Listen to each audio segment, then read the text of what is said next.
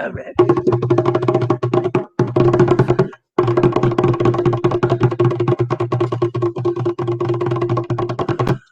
Myq Kaplan. Hello. What's up, sir? What can this thing go right?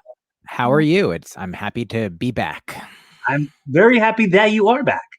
So very happy. All right. Are you seeing whatever that thing is on the bottom, or am I only seeing that?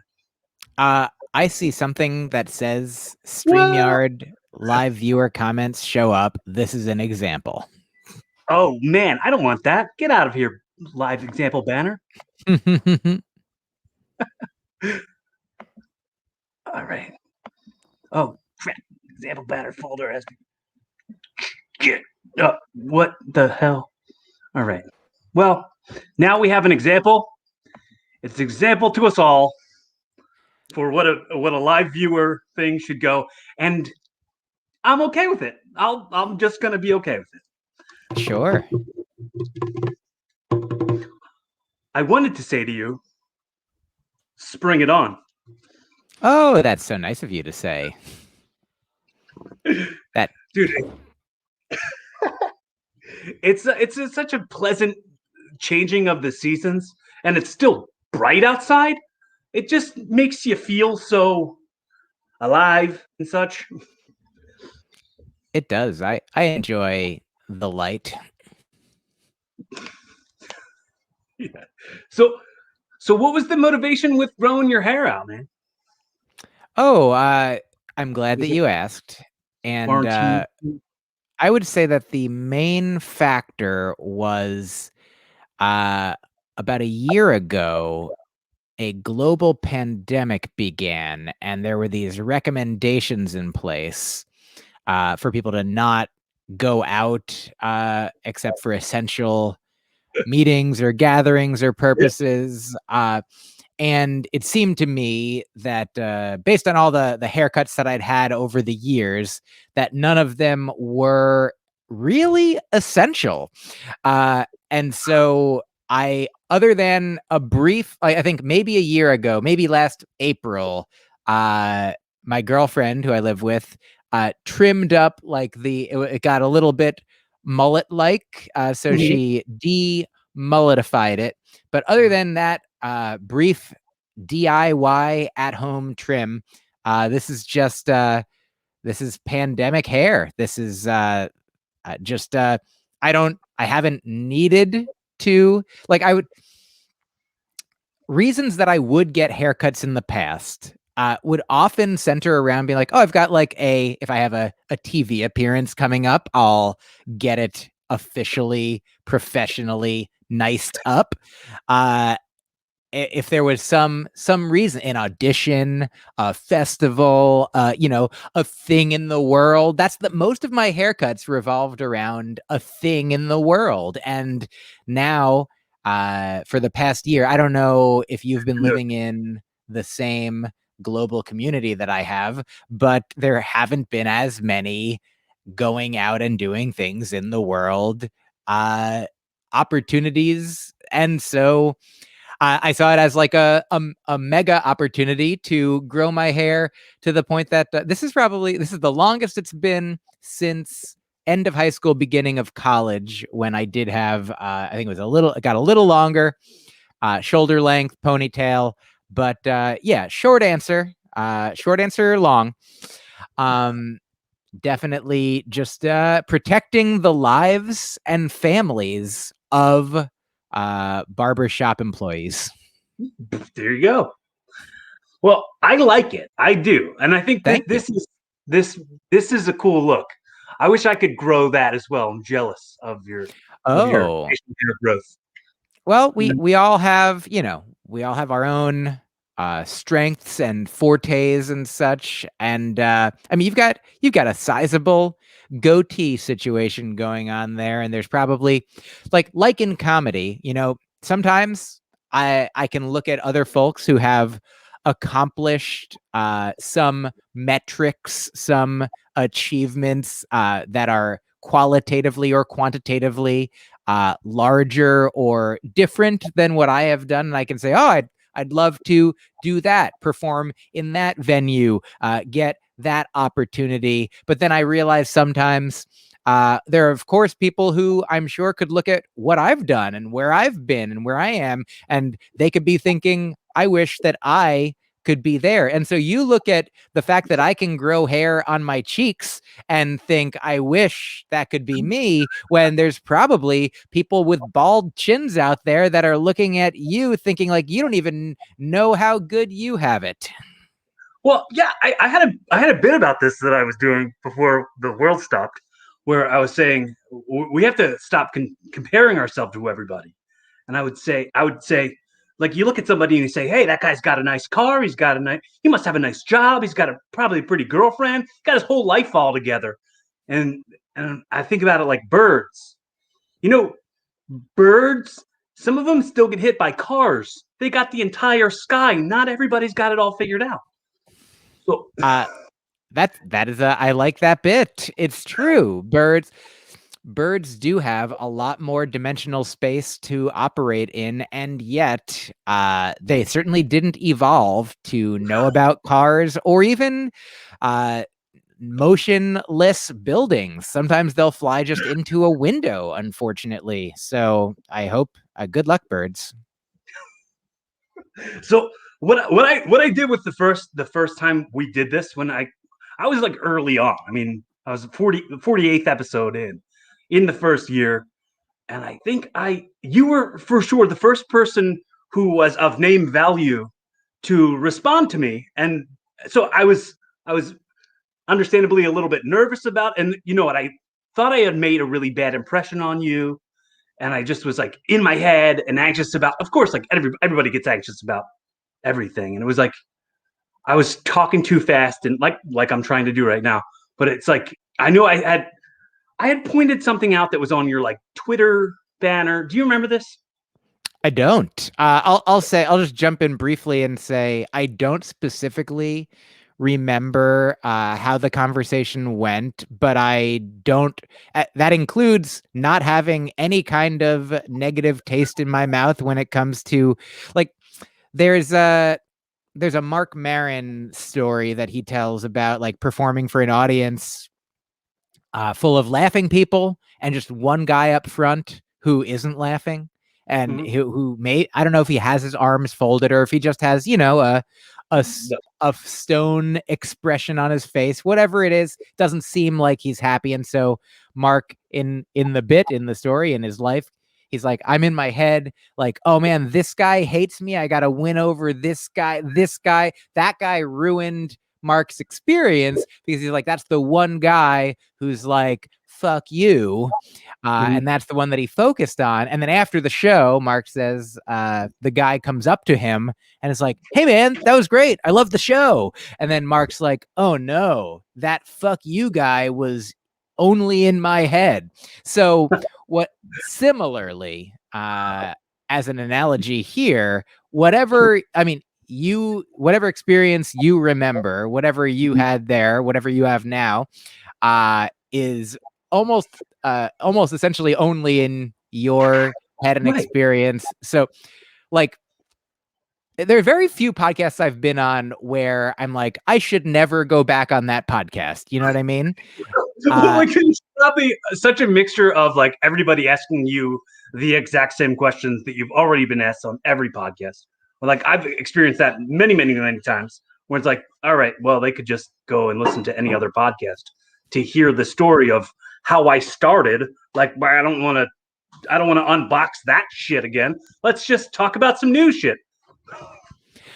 yeah, I mean, I also, when people ask me questions that I have been asked before, I like to take the opportunity to like, I'm a different person now, you know, like if I was answering the question when I was 25 as to how I started doing comedy the year before, you know, I'm going to answer it differently than when I'm, you know, now 18, 19 years into doing comedy.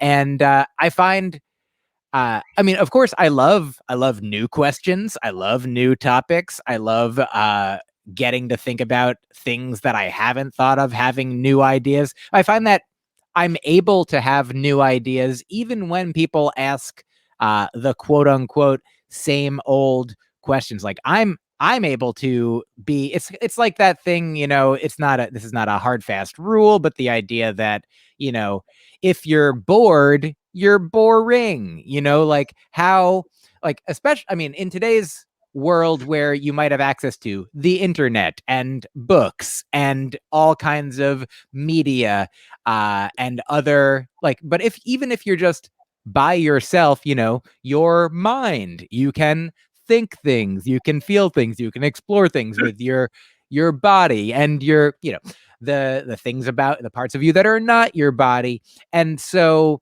I I was on a podcast a couple months ago, or sometime during the pandemic, so possibly a million years ago, and I remember, like, somebody asked me, it was a younger comedian's podcast, and he asked me a question in a self-aware way. He's like, I'm sure you've answered this question before, but I don't know the answer, and I'd love to have the answer. And like, I appreciated that self-awareness. That was a new element to it. And he's like, I hope that you don't think, I forget what it was exactly, but the joke that I made was something like, even if your question is the dumbest question like that I've ever heard, like I have optimism and confidence and faith in myself. Like, I think so highly of my capacity to answer even the most foolish question in a way that can be, a new fun playground. So all that said, however our conversation went the first time, I understand evolving is a theme that you care about. So it's great. Even if it went poorly, then all the better opportunity for an evolution now. Well, that's why I love to be able to check in with people, especially if it's been some years, to check back in and see. Because honestly, let me go back to my point of talking about the origin story and being asked Please. that same questions a ton of times. Like with me personally, when someone asks me a question I've been asked a bunch of times, instead of being a jerk and being like, "Well, I'm tired of answering this question," I can find new things, or maybe remember new things about a story that I didn't know or like didn't have ready in the front of my brain. So it's a neat little exercise to jump through these memories and I feel the same. new cool things about them. And maybe with my 37-year-old brain, be able to wring some important lessons out of it. Oh yeah, I think that's a very good attitude that I share. I mean, it's nice if somebody asks a new question, then you get to answer a new question. If somebody asks an old question, it's like the greatest hits. It's sort of with my grandmother died a year ago at age 91, and I was going to bring that up. So I heard oh about that, and I'm so sorry that oh, you. thank you. I mean, I'm okay. I miss her. I love her, and I'm sad that we won't get to speak in life directly to each other the way we would when we were both alive anymore. But the reason I bring her up is specifically she would sometimes tell the same stories, and it's funny because, like, I had her on my podcast a couple years before she died, and I got, like, I asked her about her origin story, essentially, like, as much about her life as I could get from her. And there were so many stories that I hadn't heard, and she was telling me stories about her childhood. Like, I'd heard some, like, there's the classic ones that it's sort of like, I think of her as like she's a band, and there's the hits, and like, oh yeah, I know that one, but then there's all these B-sides and rarities, from her 91 year, at the time, 88-year career in life. And so, but the point of this now, the reason I bring it up is I used to, when she would start to tell the same story, think like, here comes the same story again. But I just was able to, at least not pretty recently, like, I feel like a few years before she died, I was like, like, I love my grandmother. She's not going to be here forever. I love talking to her. And I think even like the stories that she tells over and over again, sometimes they're funny. And either way, I can reframe it as like, oh, grandma's gonna go into this one. Oh, okay. It's like Bob Dylan getting ready to do Blowing in the Wind, Right. I'm gonna I might talk about something I don't know if I've talked about on here before, but Wow. I had my mom on here, and I just hearing a lot of her origin stories, talking about her telling me about her like she almost died with like giving birth to my older sister, and the story with when the nurse was taking care of her and how she like realized she was probably attracted to this woman, and she like started exploring the fact that she was probably a lesbian, like unboxing it a little bit more than she was unboxing it to herself, and then so on and so on and so on. And then all this is important to me because in the end of it, maybe not even in the end of it, all during it, I could tell her on the record, this stuff's outliving us. And I want to make sure on the record, I'm letting you know how much I'm grateful that you've given up your entire life to be my mom.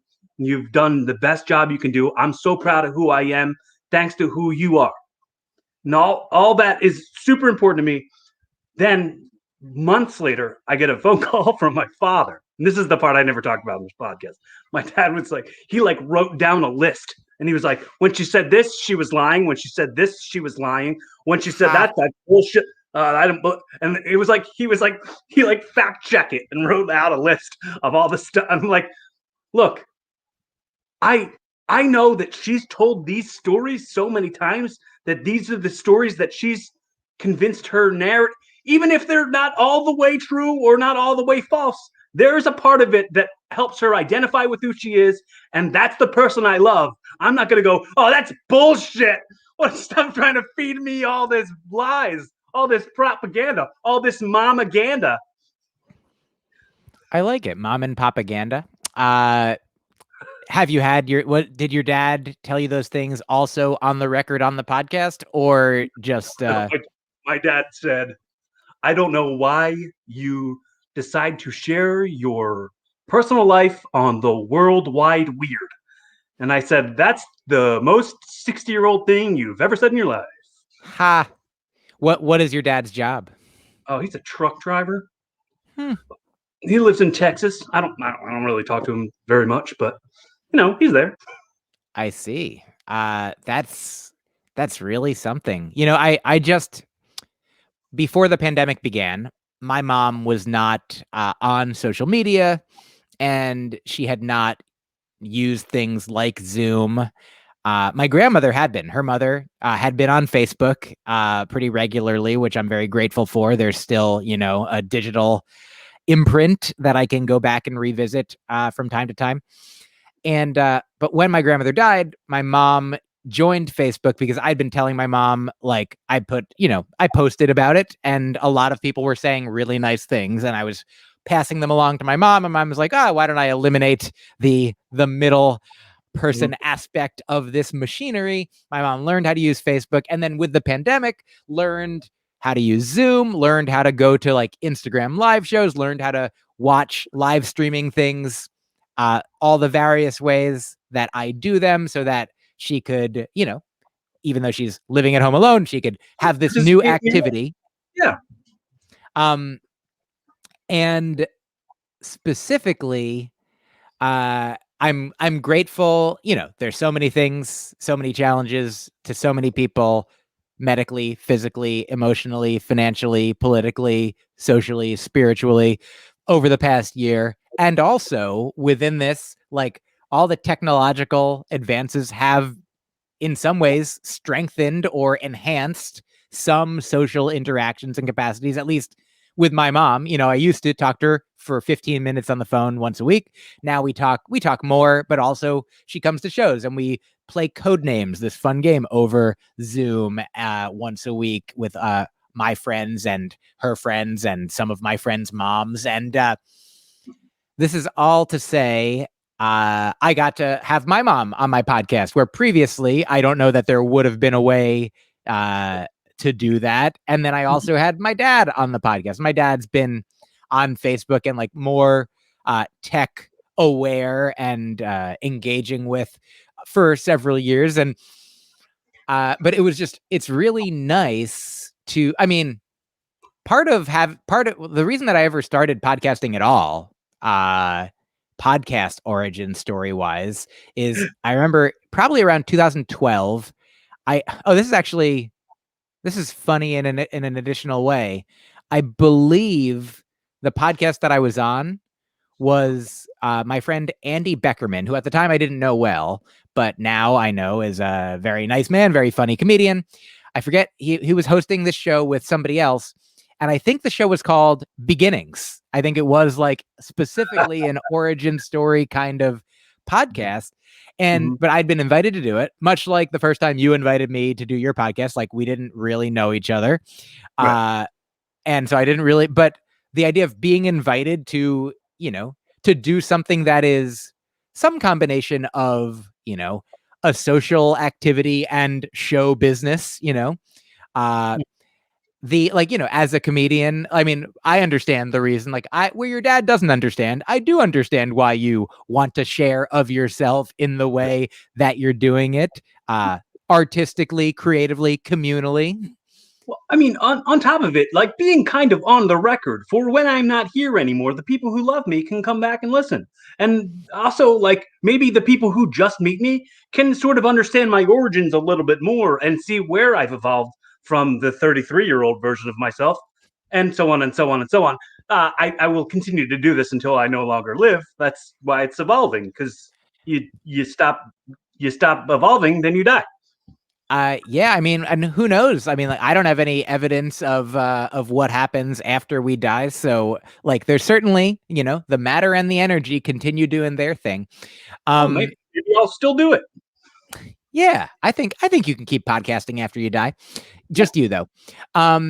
So I went on this podcast with Andy Beckerman in 2012-ish, and I remember like taking the train or driving or getting to his home to do the podcast. And I feel like earlier in the day, I was not in my favorite mood, just wasn't bubbling with enthusiasm about life at that point. And I did the podcast, and I remember it was just such an engaging, dynamic conversation with somebody who people I didn't really know at all. And I came out of it like invigorated, and I remember leaving and just being like, wow, like what an amazing experience. And that's why, like, when I started my own podcast, like shortly thereafter, and I called it Hang Out With Me, because of just the power of spending time with people who want to spend time with you, fellow curious people enjoying that connection and communion and creation. And so, I mean, it's hard for, like, I understand that not everybody wants to. Like, I dated a woman about 10 years ago who was a lawyer, and she loved comedy, she loved music, she loved taking in, that which was created for people to consume. And she did not create such things herself. And that's fine. I can't imagine specifically like living a life where I don't write or sing or do comedy or, create something in some form on some regular basis. I mean, maybe at some point I won't. Maybe I'll evolve to be done. But for now, I am still doing, still being, still becoming. And so I am grateful that my mom and my dad both did get to sit down with me, and maybe I'll have them on again, because I mean, the thing that you were saying, I don't specifically think about people. I mean, I think now intellectually about people listening to my comedy or my podcasts when I'm dead. Like, I know that is a thing that will be possible. As far as I know at this point, like, I know that I'm very grateful that for the people that I know that have died, like my grandmother, or like comedians like Myq Kaplan, I'm glad that he recorded albums and podcasts and stories that I can revisit and that people can newly rediscover. I know that, like, Mitch Hedberg, people are still every once in a while like, my mom kind of just learned about Mitch Hedberg, like some from me and some from a newspaper, and like that was quoting some of his jokes. And like there's so much comedy in the world, there's so much content, there's so much art that in one life you can't experience it all. And so in that respect, it's like, we don't even need to keep adding to the pile. But so I don't think about it as being like, hey, this will be great for other people to have when I'm dead, other than like it's true, it's nice. But I'm just glad, like, now knowing that I have my grandmother's podcast, I'm like, oh, that's like, it's not like I listen to it every day, but just knowing that it's there, it's like on the shelf, it's in the queue, it's in the realm of the possible. So I mean, that's your answer for your dad. Like I didn't learn it by watching you. I hope you get your dad on your podcast someday. Oh yeah, me too. I really do. If you want. It's cool that we're adult men now and can have conversations about like real stuff that, like, I don't think I was too, I was too scared to say to him when I was a kid. Like, like when he tried in that same conversation, he tried to then bring up, what do you think happened? Why do you think me and your mom didn't work?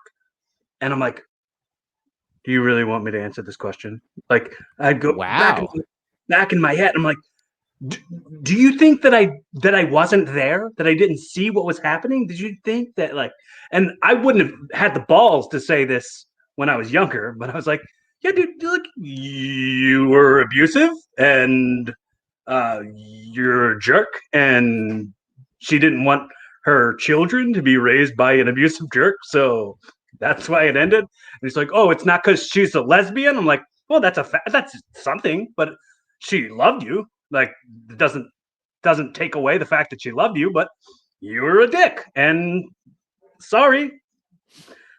Thanks for being a dick, though, because I forgave you before you would ever ask me to forgive you, because of the fact that you were a dick and you were a jerk. I turned out to be pretty cool. I like the way I am. And who knows, if you would have stayed around and you were a jerk, I would have been more damaged. And those other kids that you raised needed you more than I did, because I was left with an amazing role model that was my mother. And then he was like, oh, yeah, see, I knew I was doing the right thing. Oh, okay. So absolve yourself of any wrongdoings. Sure, go ahead. Oh, yeah.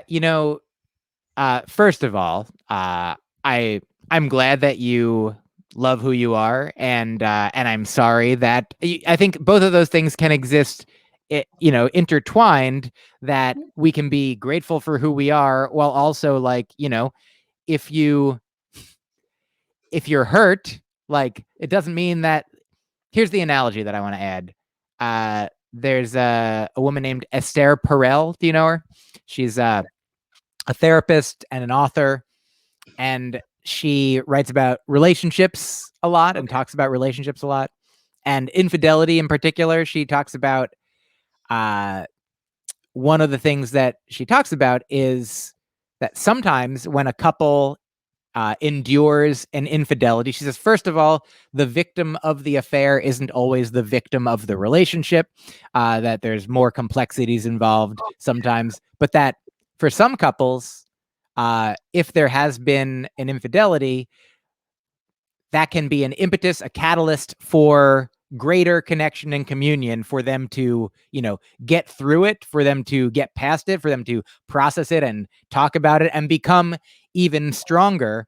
The same way, or an analogy to, like, I read the poems and stories and things by this guy, Mark Nepo, who is an author I like a lot, who had cancer at one point, and he's like, it was, the most painful thing that he'd experienced physically, I believe, and that it also, in addition to that pain, helped him, like, get in touch with a deeper spiritual understanding of himself and life. And the through line here is, for both of these situations, it's not like, oh, an infidelity can be a way to get closer to your partner.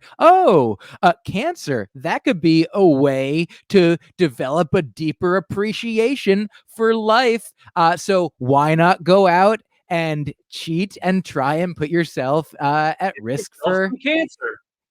And so similarly, like it sounds like you've come through some challenging situations to where you are, and you can experience what you're experiencing without, wishing for those things to happen or willing them, be like, oh, well, that's like if you had a kid, you'd be like, well, I know I'll do exactly what my dad did to turn out the kid. Hopefully he comes out as rad as me on the other side.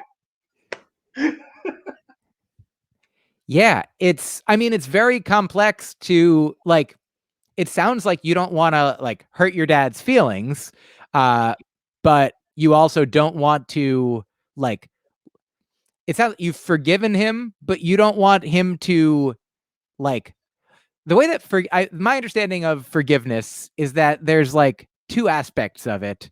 Like one is like what you're doing is for you, like the idea that they say, holding a grudge is like taking poison and waiting for the other person to die. And so what you are doing, like forgiving, is like the reverse of that. You are essentially taking vitamins and hoping that it helps improve the health of your father. And from the other end of things, like, so one aspect, like there's two parties involved in this, forgiveness mechanism. One is you and one is him. And I feel like he doesn't reap the full benefits of it if he doesn't do the internal work himself, if he doesn't, have a reckoning, have, an experience of atonement where not like, sort of in conversations today when a celebrity says something that people are like, hey, I don't like that celebrity said that thing. And then that they might apologize. Like the real powerful core of like, I feel like some people are like, no, like a comedian never apologized for anything, like you're a comedian, you say what you want. I'm like, well, like if I realized that I had hurt someone like with my words, or like, the analogy that I like is if I don't mean to step on your foot, but I step on your foot and you're like, ow, you stepped on my foot. I'm going to say, I'm sorry. I'm not going to say, well, I didn't intend to step on your foot, so watch where your foot goes. That's where my foot goes. How about this comedian walking here? And this is all to say, I think, as I reconvene all my thoughts. Oh yeah, like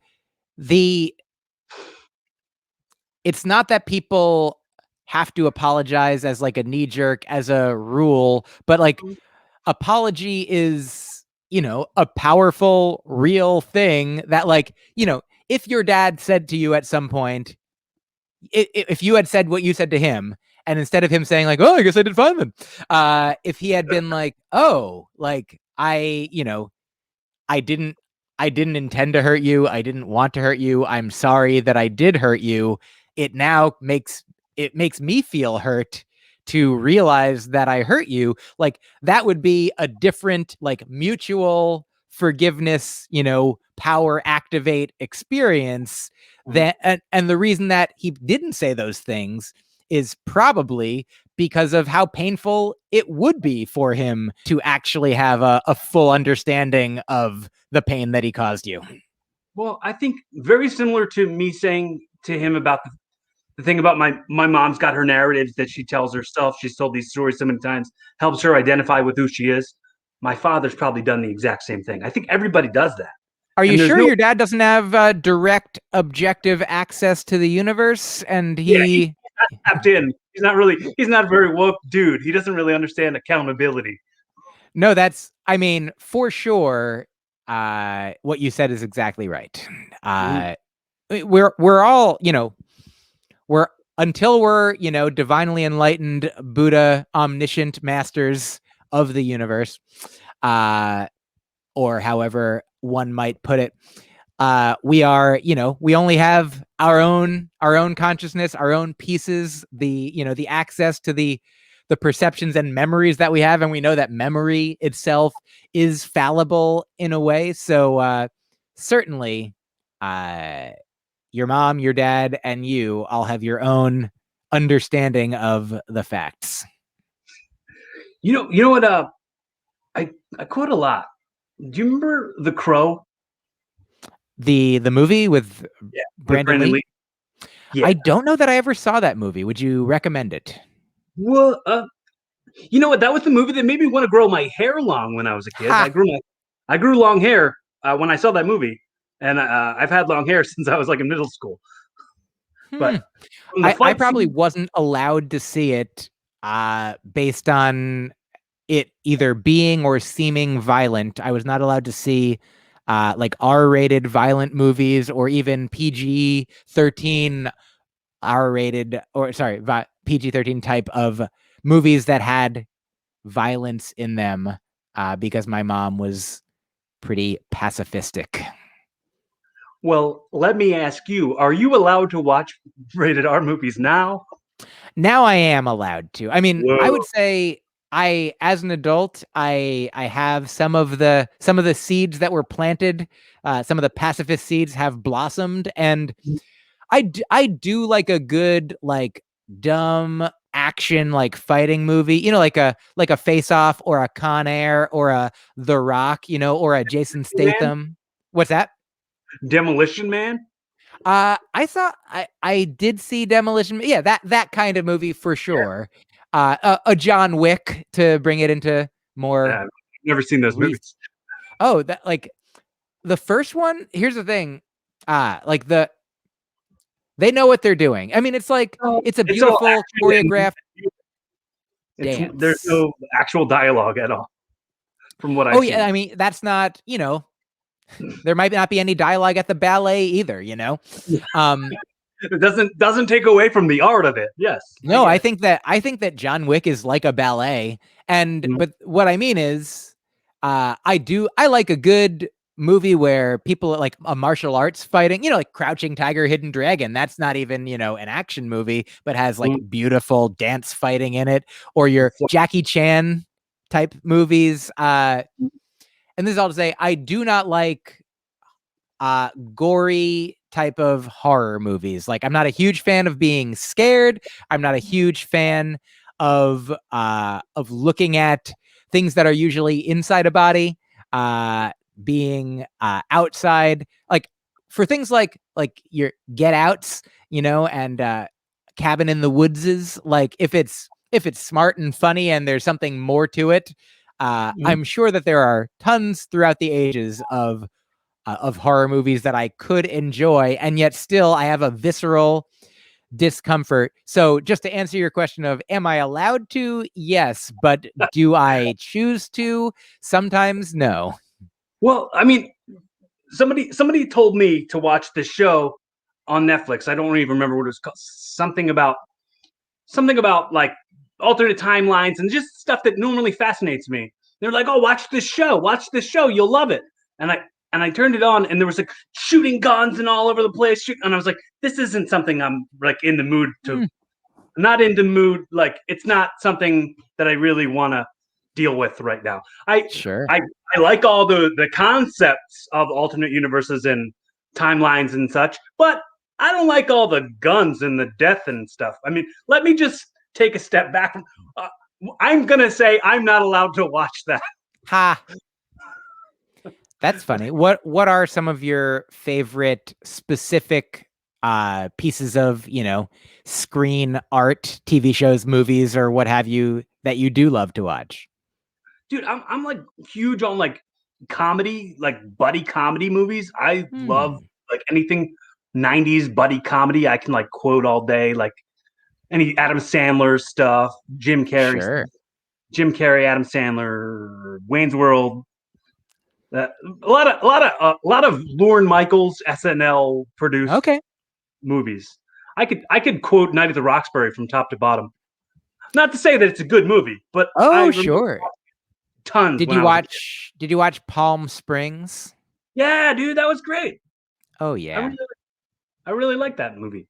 Oh yeah, it made me feel good.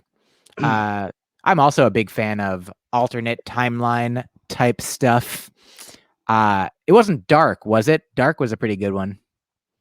What was there's a recent one that was on Amazon Prime. There was like a rom-com with like temporal anomalies. Oh man, what the heck was that called? I don't know. It was cool. I mean, if I can remember the name, I'll text it to you. But it's definitely something to check out. Thank you. And the reason I was bringing up The Crow was because, and we'll get right off of it right after I say it. Please. But he, I know he like broke into the house of the mom who was this. She was the mom of this little girl, but she was like on drugs. So he like grabbed her arm and made the drugs come out of her arm. And he said, "Mother is the word for God in the lips and hearts of children. This stuff's not good for you." And then left. And I was like, that popped with me. Like I said that exact thing to my dad when we had a conversation. I was like, you realize like you were the first one to bring into my life objectifying my mother in front of me. You were the one to bring up like I'd never heard the N word before you came around. I had never heard the word pussy thrown around so much. That's not something I ever even say nowadays. Like this is not, you introduced this, you in relative terms, you were my example for what a person should be, and you are not showing me one that would make me want to follow in that footsteps. Sure. Well, let me jump in and say I no longer think it's important for you to have your dad on your podcast, but I mean, I'm glad that you. It seems like, I'm sure it wasn't as simple as, your dad is dark and your mom is light, but that you had, like, sometimes our parents are ways they do things, our families are ways that we repeat the patterns of, we imitate in ways, or learn from, even if they're not constructive, even if they're harmful to ourselves and others. And sometimes it's like, an example in my own family, like that I talk about sometimes, is my grandmother like was physically beaten by her mother, but my grandmother did not physically beat her child. And like, obviously that doesn't mean that anyone was the perfect, or, nobody is evil necessarily. Nobody is like pure good or what have you. But that, some people are hurt and then pass and continue to perpetuate that hurt. Some people are hurt and are like, well, I don't like that, so I'm not going to do that. And it seems that I'm glad that you were able to, at least, if not in the moment as a child, recognize, Dad, this is racist and misogynistic, and I don't like the kind of man that you're perpetuating me into being. Right. But glad that you have come to where you are. Thank you. I'm glad that where I am has brought me to having this conversation with you. Same. I constantly say, and I hope, I mean, if this applies, please use it. To me, I say it every episode of the podcast, but how important it is to bring value to the currency of effort. So the fact that you were able to spend, and like I said, like we were talking about, just hang out with me, where it's like, it's that you've gotten this. I'm sorry, I'm really sweaty, but the effort in the currency in that, the currency in the effort, the fact that like I can't offer you anything except for the fact that like at the end of it, I'd hope you'd walk away and be like, well, that was fucking cool. That was really cool. And I hope people enjoy that. I mean, who knows what's in it for anybody, but for sure, what's in it for me is the cool hangs, the cool conversations, the cool experiences, and like what will evolve the podcast to, me like continuing to get better at, and hopefully not, I do you know who Al Snow is? Al Snow. I'm not sure if I do. He was a WWF wrestler back in the 90s. But he used to have a mannequin head, and they would say, "What does everybody want?" And he would shake the head. I don't think I know that, but I'm glad to learn. Okay. I'll talk to you about wrestling after this. What he says in one of his shoot interviews, he says, "Experience is the best teacher." And at the time I heard that, I needed to hear that more than I had ever needed to hear. But I applied that to everything now. Experience being the best teacher. So if nothing else can come from this, the experience can lend to your next conversation with somebody else being more valuable, or maybe being something you can like sponge some meaning out of. But Sure. were you not allowed to watch wrestling as a kid? No, I would say I was allowed to. I just did not choose to. Or not even I feel like I knew about wrestling up to a point. Like it was sort of part of my like the child culture to know here's the wrestlers that I knew as a child. I knew Hulk Hogan, who would at some point become known as Hollywood Hulk Hogan. I knew Andre the Giant from wrestling, and more valuably, ultimately, from The Princess Bride. Uh, I knew that there was a character named Junkyard Dog, who I wonder how the world of like progressive politics has intersected with wrestling in a way that like my understanding is that it was a man he was a black man, and he was like, I am a junkyard dog. And uh it seems to me like now, like I don't know how, like I feel like wrestling characters are, sort of caricatures. They're kind of, these bold like avatars of like, some of them are meant to be villains, some of them like, it seems like there was probably some, I mean, in Hulk Hogan's own life, there was at least racist language uh, as a news story that came across. I feel like came my way at one point. Mm-hmm.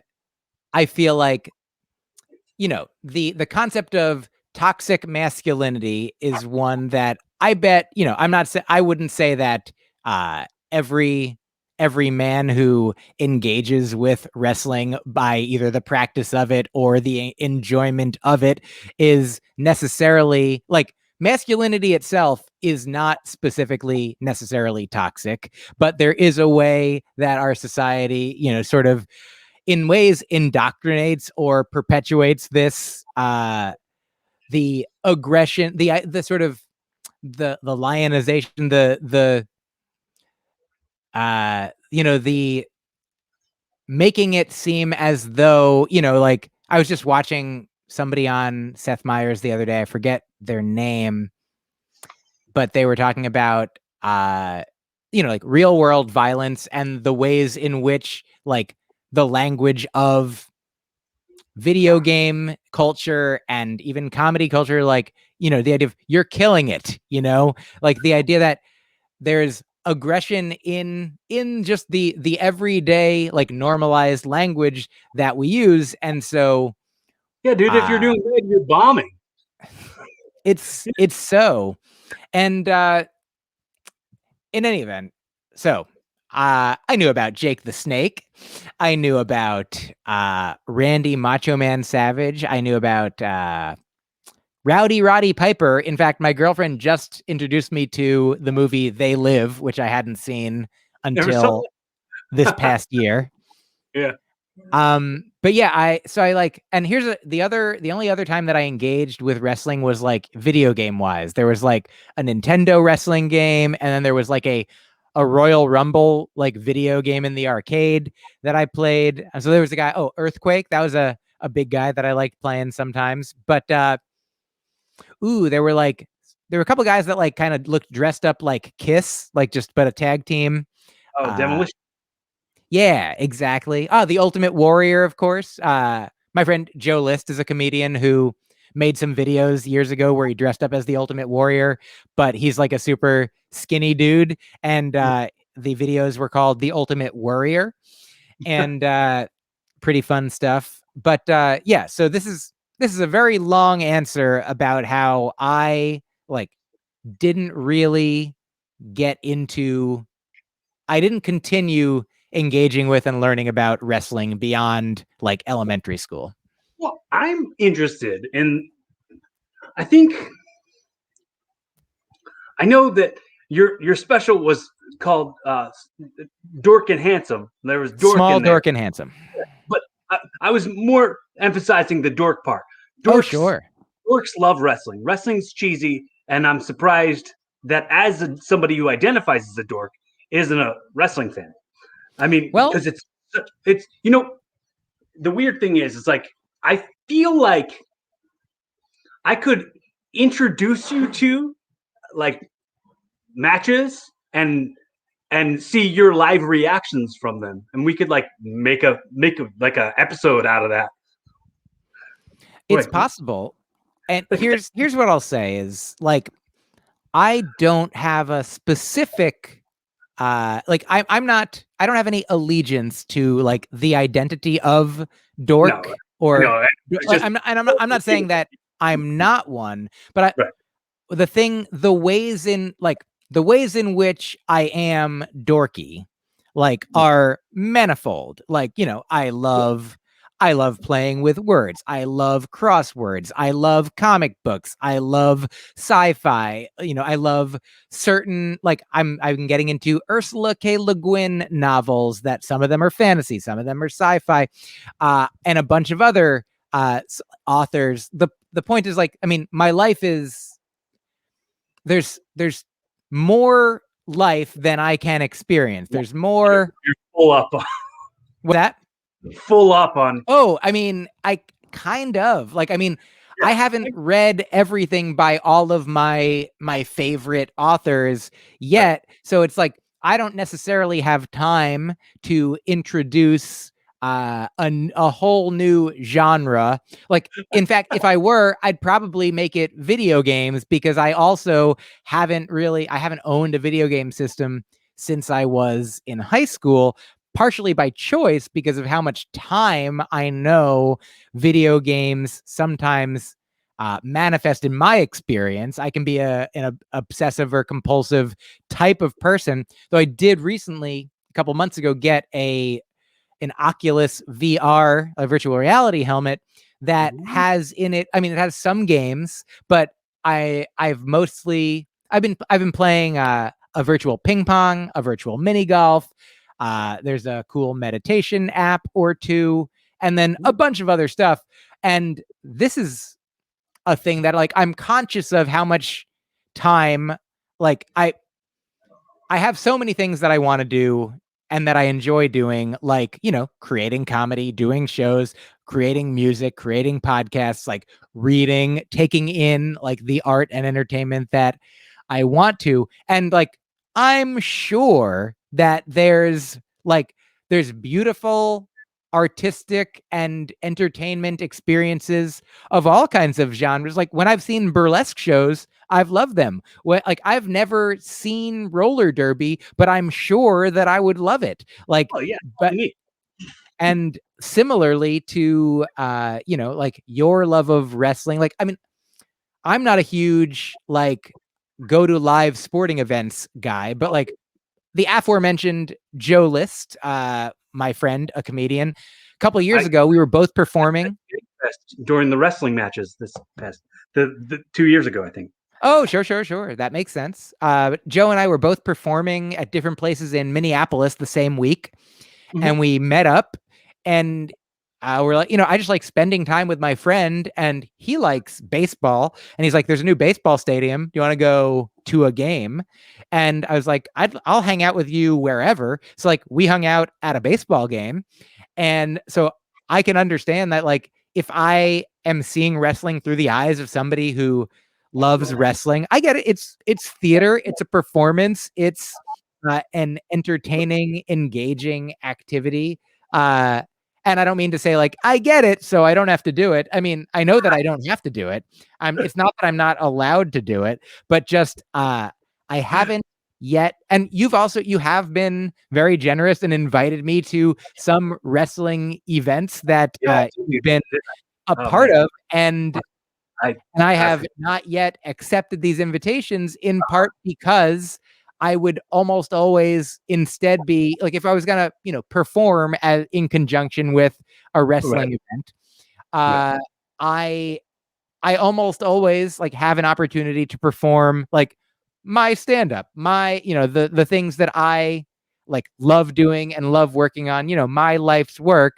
And it's not to say that I don't like trying new things. One time I was a guest judge for the, I think, National Air Guitar Competition finals. And full up. I'm full up. I got enough. I don't need any more things. But yeah, I mean, that is, so I love that you love wrestling, and I'll continue to wrestle with the idea of potentially inviting wrestling into my life experience. But I did want to also just to make it clear that, there's so many kinds of dorks and nerds, and, there's sports nerds out there, I feel like all you have to do, like, if you want to or don't want to identify as like a dork or a nerd of something, like, sure, your classic ones are good at math or, care about these specific things. But these days, I feel like there's so many, like, I feel like, my girlfriend's like a knitting dork now, that kind of thing. Like, if you love something so purely and you spend so much time engaging with it, doing it, learning about it, and experiencing it, and sharing that love with people who also love it, then if you love anything, you're a dork. That's what I say. I just definitely, when you did talk about video games, I was going in my head. I was like, man, I just am not good at them at all. And I'm glad I'm not good at them, because I feel like while I'm playing at them and I'm not good at it, I'm not being productive. I could be doing something that lends to my time better, that is a better use of the effort. That is the currency that is my effort. And if I'm continuously losing and losing and losing, I'm going to go do something where I can feel like I'm winning and winning and winning. Oh, yeah. Well, I mean, I would offer that in the world of comedy, sometimes when a person starts out, they might be losing and losing and losing. But if they want to get better, and if they love it so much that it's worth going through the growing pains, the awkward stage of months, years, or decades. I don't know. I don't know if anyone's ever been horrible for decades, but and kept at it, but go for it. Like, dude, honestly, I wouldn't be surprised. I really would not be surprised if that was the case. Yeah, if you love it, even if you know that you're not good at it, like, I feel like the one goal that makes sense to me to have in life is to do the things that you love and do the things that you're good at, and try to get good at the things you love and try to love the things that you're good at. Perhaps, try to intertwine those two things if you can. Just ropes, man. Just pull the things you love towards the things you're good at, and pull the things you're good at towards the things you love. It's all. Yeah. It's really it's not hard. It's funny because we were talking about boredom earlier, and you were saying the whole, like, if you're bored, then you're boring. But like, we live in a world where boredom doesn't really exist anymore. I mean, I wind up asking people all the time, when was the last time you were bored? Like, when was the last time you were fully bored? Or fully, like, didn't know the answer to a question that you had, or wondered something and didn't automatically look it right up on your phone. Like, I'm hooked on IMDb, and that usually is like my go-to. I'm like, oh, who is this person from? And then IMDb right away. I have to find out who they are. But like I took myself out of that, where I go, I have to figure it out, or I'm just gonna not know, because like that's a practice in like patience, and I hopefully am learning more and more patience as time goes on. Sounds like a fine plan. Yeah, I mean, certainly when my girlfriend and I watch shows or movies, sometimes we see actors that have we've seen before, and it does feel in a way more rewarding to remember without looking that they were from The Good Wife. They're always from The Good Wife.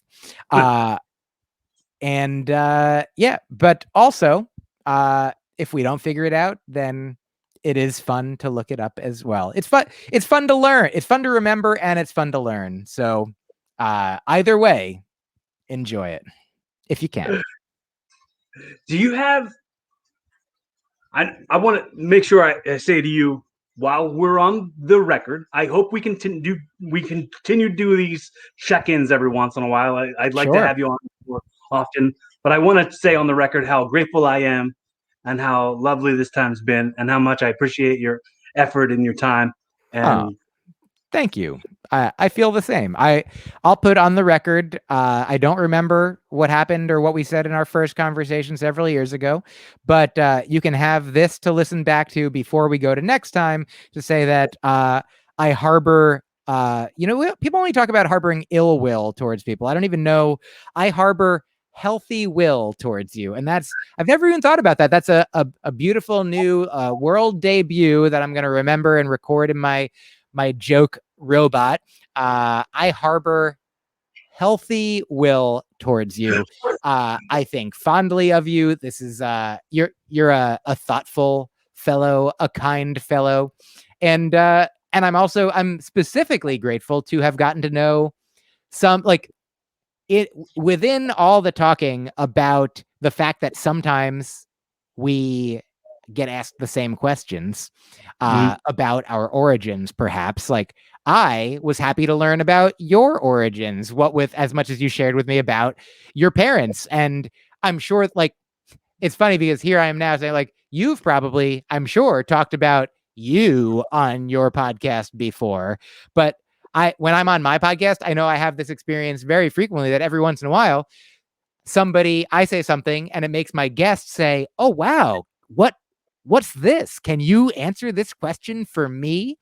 And it's not that I don't want to. It's not that I'm like, "Oh, we're having a conversation." And so of course, you, my friend, or a person who doesn't know this thing about me, I will share it with you, knowing full well that I may have also shared it with other guests and the audience, however frequently it comes up in the past. So I want to, I guess, I don't know if an apology is necessary to you. Sorry to make you talk about yourself as much as you did, but sincerely, it was some of my favorite components of this conversation was learning more about you specifically.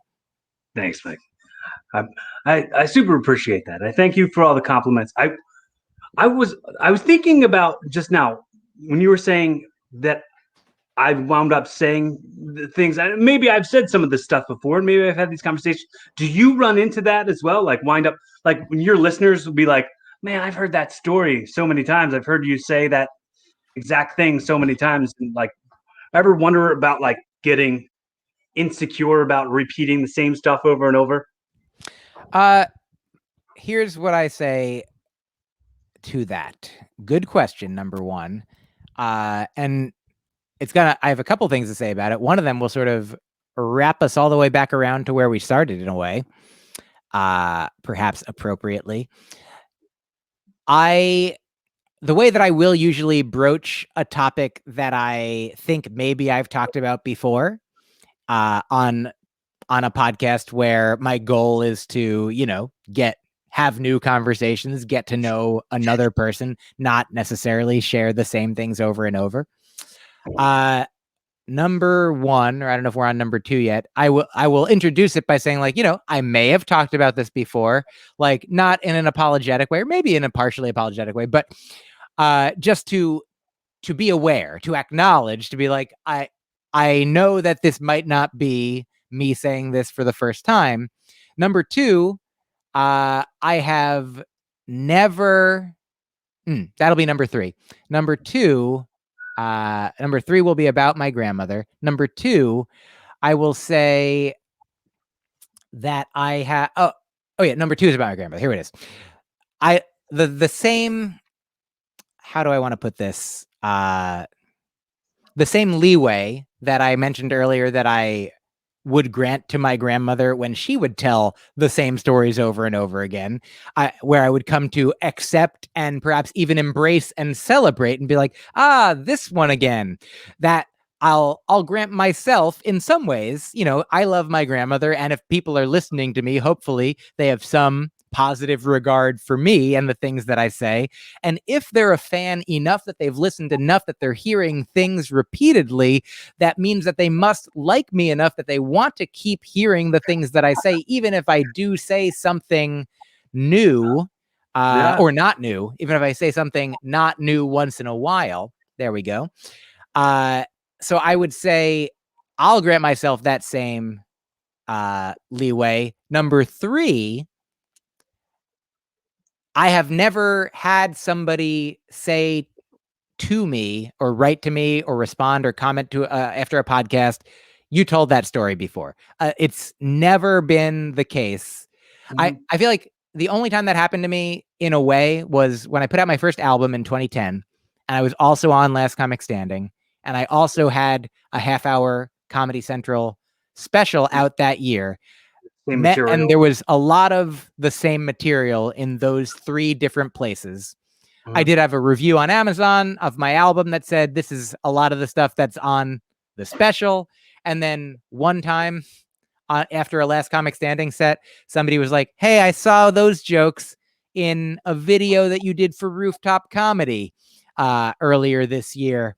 And that was funny to me because that was the only set I did on Last Comic Standing that was not from that album. I was like, these are new jokes, but somebody had still seen them in one place that they had existed previously. But other than those two specific circumstances, I have not specifically had, I'd say most of my life experience as a comedian has involved people either not noticing, not caring, or even caring in the other direction to be like, oh, like, I like this one. I like these ones. And I think also people do understand that a podcast conversation is different than a performance. Like if I were to put out an album and then put out another album that had the same jokes on it, and so like, oh, is this the same album? But in a conversation, like sometimes I say the same things to my girlfriend over and over. Sometimes I say the same things like to a friend who's known you long enough, like the hit songs of our lives become like the hit songs that we get to duet together. Right. And the thing that connects all the way back to the beginning, I think this is one of the first things we talked about, is the Mark Maron thing of worrying that the guy in the audience wasn't happy.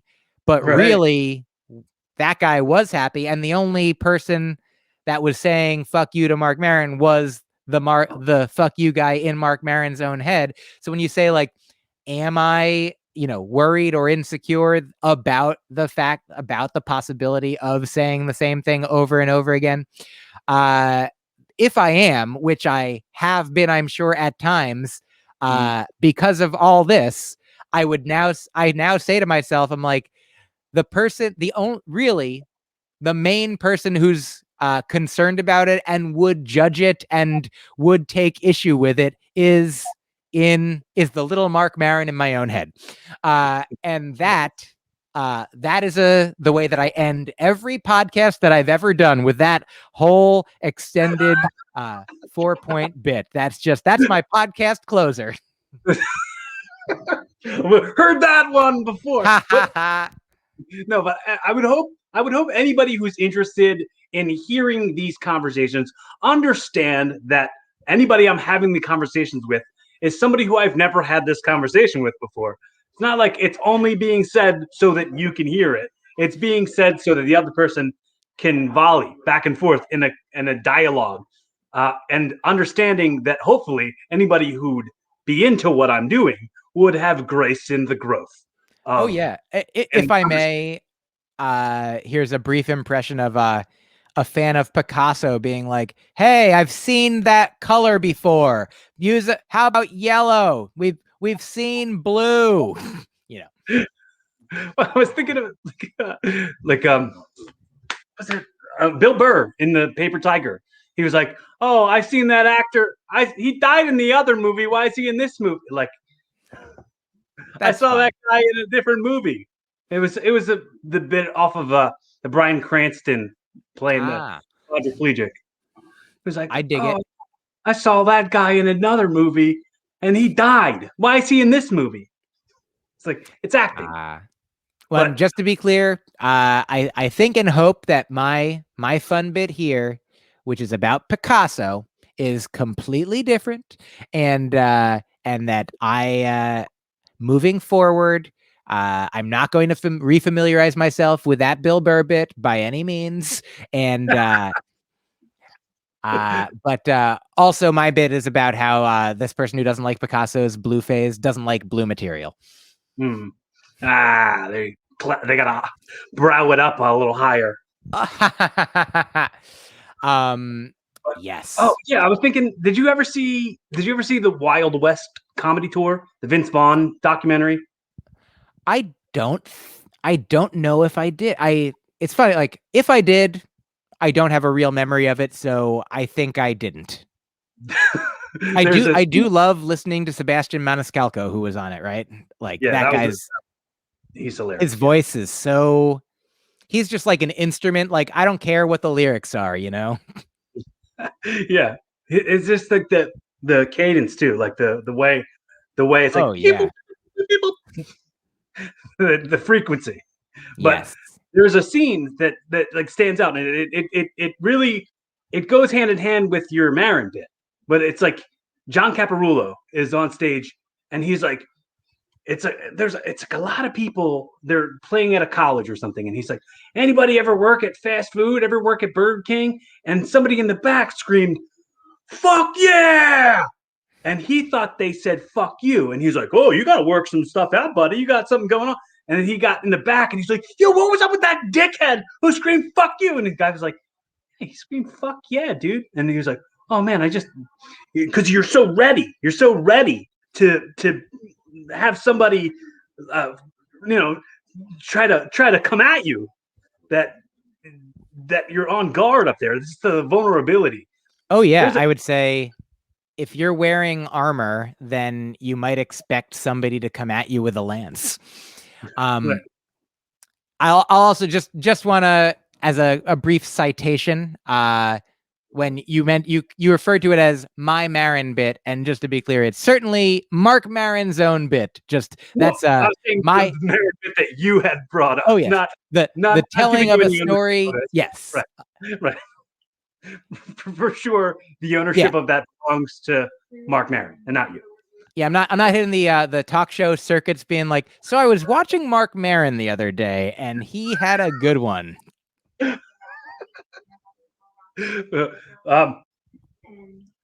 Dude, two more things, and then I'll send you off with a hot dog and a handshake. You just go right off into the sunset.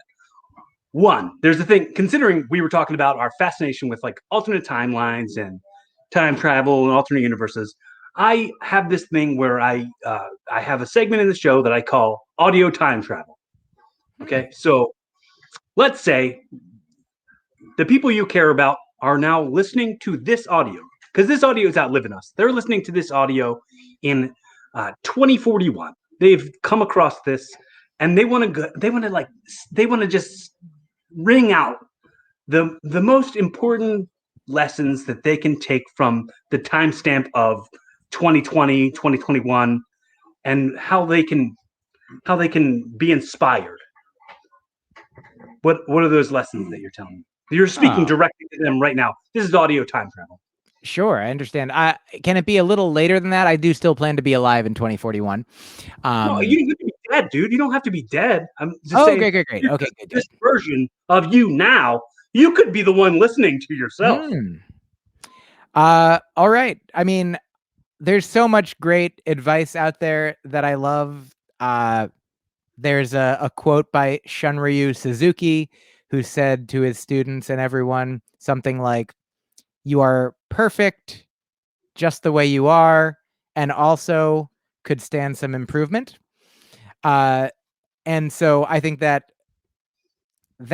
offers us the capacity to hopefully, be grateful for what we have and who we are. Like, gratitude is so powerful, not as a prescriptive thing, not like you've got to be, you better be, but that in my own experience, like when I start the day, like if I'm journaling and thinking about people who I love and art that I've enjoyed, and the aspects of my life that I am grateful for, that fills that space with gratitude. And also, I am continuing to endeavor to grow, to learn more, to have new experiences, maybe wrestling. And yeah, I guess also for specifically for pandemic advice to myself is to know that, like, it's okay to slow down.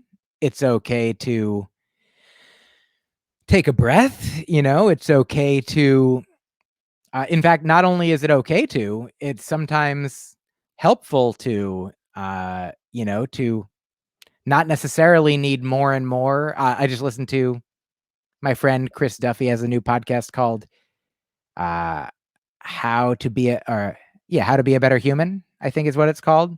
And he had a guest on that offered this advice, or this quote that I've heard in versions before, but it just, this is the most recent time I heard it, is that happiness is about subtraction.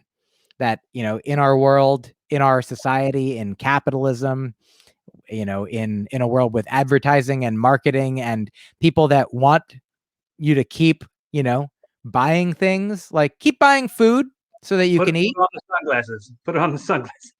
Oh yeah. They live references, what I was making. Oh yeah.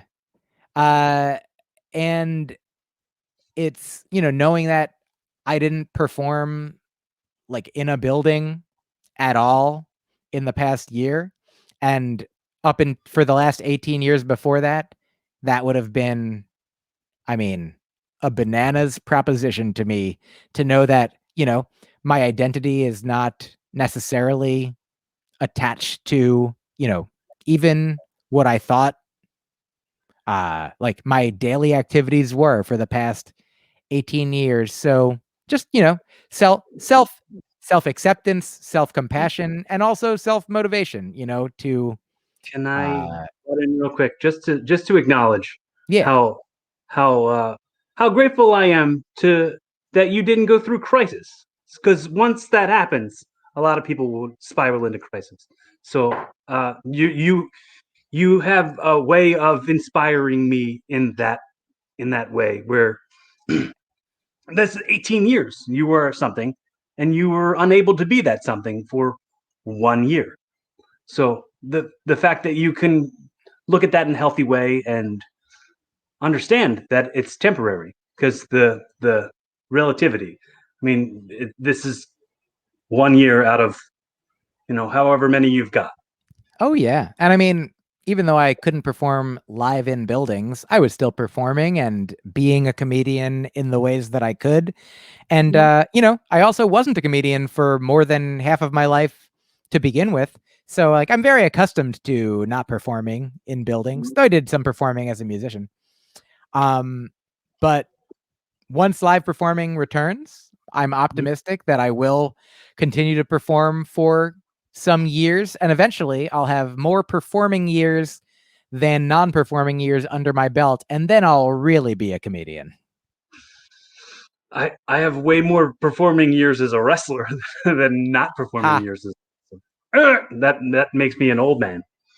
But it's fun, man. It's fun to be on the other side of being something for longer than you weren't that thing. Oh yeah. Yeah. can't wait till you join me in this journey. Oh, I look forward to whatever might come. So the way I wrap it up every time, I'm going to ask you to repeat that long story, that 4-part story that I ask everybody to repeat their biggest 4-part wrap it up story. No, but the way we wrap it up is I always ask, I let you know, hypothetically, I've gifted you this podcast. So from now on, it's evolving with Myq Kaplan. This has been episode 1, your pilot episode, in a very Jerry Springer's final thought type of way. I'm going to just wrap up all the best messages and the takeaways, and take us home on a happy note as best you can. And then at the end, just to keep it kind of silly, kind of goofy, do your best impression of Alf and say, "Hey, Willie." All right.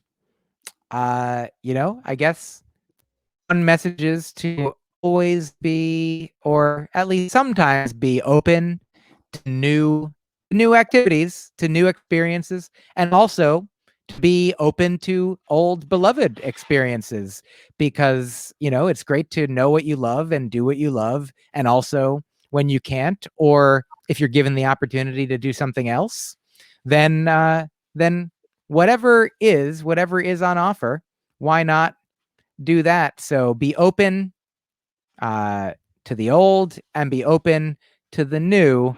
And I guess when I think about, if this is my podcast from now on, evolving with Myq Kaplan, like, is it true that I will get to now invite other people to have these conversations? Will Myq Kaplan do this? Hey, Willie? That was the best one so far. Oh, I'm glad. Thanks so much for your time. I want to also make sure I say on the record before we depart that I'm always happy at any point, if I can be a resource to you in any way. Please feel free. If you just need a friend, you just need judgment-free conversation, I'm only a phone call away, only a text away. I'm always here for you. No matter what you need, I'm going to be here for you. Any advice or any suggestions that you'd like, absolutely head in this direction. And I very much appreciate it. I want to let everybody who's listening or watching or however you're consuming this know that invitation also goes to you. I'm not a very hard person to get a hold of. If you feel like you've got nobody, please know you've got me. I would love to be a resource to you and help you in any way. And want to also let you know, if you can go back, there's like 234 other episodes of this podcast. Check them all out on Spotify, Apple Podcasts. Subscribe on the YouTube so that you can see the full videos. YouTube.com/Corey Castle. And keep on enjoying yourself. Be fun. Have safe. Keep evolving. Thank you, my friend. All right.